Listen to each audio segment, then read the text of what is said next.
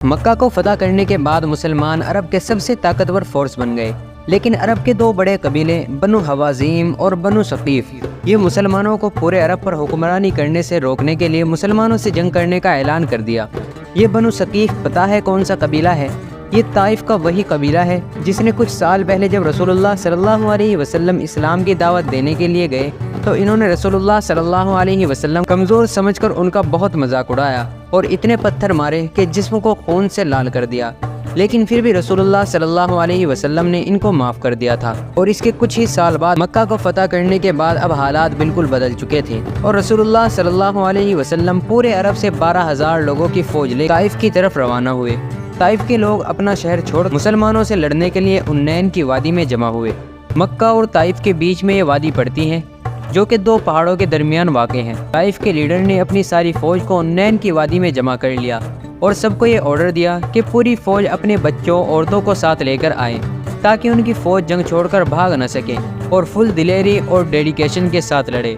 مکہ کو فتح کرنے کے صرف 14 دن بعد رسول اللہ صلی اللہ علیہ وسلم 12,000 لوگوں کی فوج لے کر حنین کی وادی کی طرف روانہ ہوئے۔ یہ فوج بدر اور احد کی طرح صرف اسٹرانگ اور مضبوط ایمان والے صحابہ کی نہیں تھی، بلکہ ان میں بہت سے نئے صحابہ بھی تھے جو کہ جنگ سے کچھ ہی عرصہ پہلے مسلمان ہوئے تھے، تو انہیں مسلمانوں کی اسٹرگل جو انہوں نے بدر، احد اور خندق میں کی تھی ان کا نہیں پتا تھا۔ تو انہوں نے رسول اللہ صلی اللہ علیہ وسلم سے ایک بہت عجیب ڈیمانڈ کی کہ ہمیں ایک درخت ایسا بنا کر دیجئے جس کے نیچے ہم آرام کر سکے، آپ تو نبی ہیں، کچھ بھی کر سکتے ہیں۔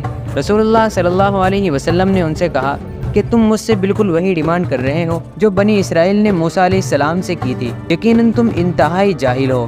پھر کچھ اور نئے مسلمان کہنے لگے کہ ہمارے تو نمبرز زیادہ ہیں، ہم تو 12,000 لوگ ہیں، تو آرام سے جنگ جیت جائیں گے۔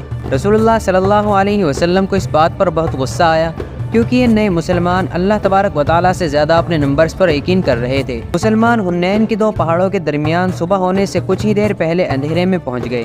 جیسے ہی مسلمان اس علاقے کو کراس کرنے لگے تو پہاڑوں سے بہت زیادہ تیر اور پتھر برسنے لگے اور اتنے پریسائز طریقے سے کہ کچھ ہی دیر میں بہت سارے صحابہ شہید ہونے لگے اور ان کے پاس کوئی بھی بچنے کا آپشن نہیں تھا۔ پوری فوج واپس بھاگنے لگی اور فوج کو واپس بھاگتے دیکھ طائف کی فوج نے فل فلیج حملہ کر دیا، لیکن آپ صلی اللہ علیہ وسلم اپنی جگہ سے ایک قدم بھی نہیں ہلے اور زور زور سے کہنے لگے کہ میں ہوں محمد، عبداللہ کا بیٹا، اللہ کا رسول۔ صلی اللہ علیہ وسلم کے چچا نے آپ کے اونٹ کو روکنے کی بہت کوشش کی تو آپ صلی اللہ علیہ وسلم اونٹ سے اتر کر کہنے لگے کہ میں محمد ہوں۔ تو آپ صلی اللہ علیہ وسلم کے چچا نے اپنی فوج کو آواز، اللہ کے رسول کو چھوڑ کر کہاں بھاگ رہے ہو؟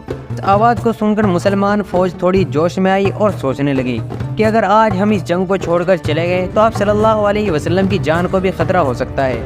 تو یہ سوچ کر مسلمان پھر سے آگے بڑھنے لگے اور کافروں پر ٹوٹ پڑے۔